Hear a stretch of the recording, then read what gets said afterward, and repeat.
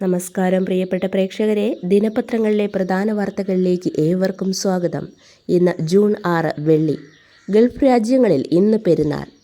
കടുത്ത ചൂടിലും ഹജ്ജ് തീർത്ഥാടകരുടെ ഓരോ പ്രാർത്ഥനയും കണ്ണുനീരും അറഫ ഏറ്റുവാങ്ങി. പകരം തീർത്ഥാടകർക്ക് ഹജ്ജിൻ്റെ വിശുദ്ധി സമ്മാനിച്ചു. ഹജ്ജിൻ്റെ ഏറ്റവും പ്രധാന കർമ്മമായ അറഫ സംഗമം സമത്വത്തിൻ്റെ തുടിക്കുന്ന സന്ദേശം കൂടിയായി. 150 രാജ്യങ്ങളിൽ നിന്നുള്ള ലളിതമായ വെളുത്ത വസ്ത്രത്തിൽ ദൈവത്തിനു മുന്നിൽ ഹൃദയം തുറക്കുന്ന കാഴ്ച. അറഫ പശ്ചാത്താപത്തിൻ്റെ ആൾക്കടലായി. ജീവിതത്തിലെ സകല ഭാരവും ഇറക്കി വെച്ച് പുതിയ മനുഷ്യരായി തീർത്ഥാടകർ സന്ധ്യയോടെ അറഫയോട് വിട ചൊല്ലി. ഇന്നാണ് ഗൾഫ് രാജ്യങ്ങളിൽ പെരുന്നാൾ.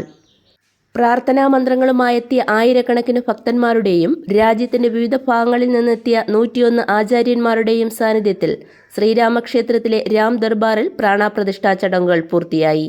മഹാരാജാവിൻ്റെ രൂപത്തിലുള്ള രാമനെയാണ് പ്രതിഷ്ഠിച്ചത്.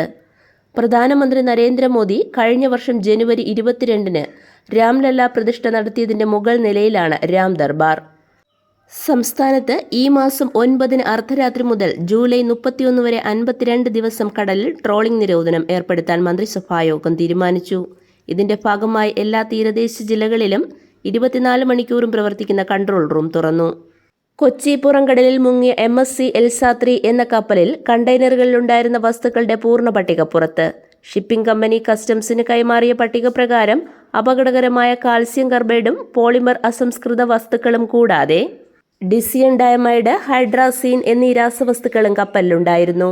48 കണ്ടെയ്നറുകളിൽ ഹൈഡ്രാസീനും 2 കണ്ടെയ്നറുകളിൽ ഡിസിയൻ ഡയമൈഡുമുണ്ട്.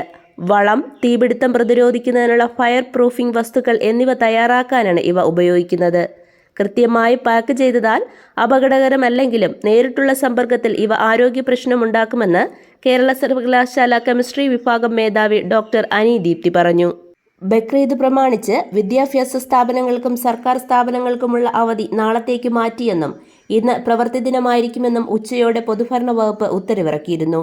എന്നാൽ വിദ്യാലയങ്ങൾക്ക് അവധി ഇന്നുകൂടി അനുവദിക്കാത്തതിനെതിരെ വ്യാപക പ്രതിഷേധം ഉയർന്നതോടെ രാത്രി 8:45-ന് മന്ത്രിമാരായ ആർ ബിന്ദുവും വി ശിവൻകുട്ടിയും ഇന്നും അവധി അനുവദിച്ചതായി ഫേസ്ബുക്കിലൂടെ അറിയിക്കുകയായിരുന്നു. തുടർന്ന് സർക്കാർ ഉത്തരവിറക്കി.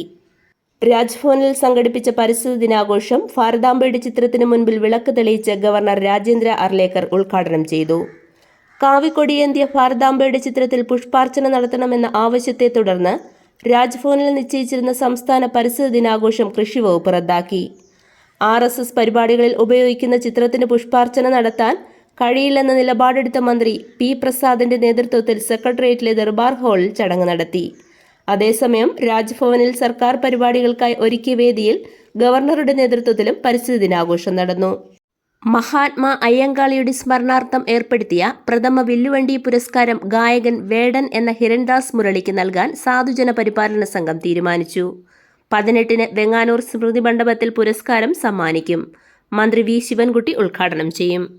ഹരിത കേരളം മിഷന്റെ നേതൃത്വത്തിൽ സംസ്ഥാനത്ത് 1 കോടി വൃക്ഷത്തൈകൾ നട്ടുപിടിപ്പിക്കുന്ന ഒരു തൈ നടാം ജനകീയ വൃക്ഷവൽക്കരണ ക്യാമ്പയിൻ ക്ലിപ്പ് ഹൗസ് വളപ്പിൽ കുളമാവ് തൈ നട്ട് മുഖ്യമന്ത്രി പിണറായി വിജയൻ ഉദ്ഘാടനം ചെയ്തു. സുസ്ഥിര പ്രകൃതി സൗഹൃദ വികസനമാണ് സംസ്ഥാനത്തിന്റെ നയമെന്ന് മുഖ്യമന്ത്രി പിണറായി വിജയൻ. പരിസ്ഥിതി മിത്രം പുരസ്കാര സമർപ്പണവും പ്ലാസ്റ്റിക് ലഘൂകൃത ജീവിതശൈലി ക്യാമ്പയിൻ ഉദ്ഘാടനവും നിർവഹിക്കുകയായിരുന്നു മുഖ്യമന്ത്രി.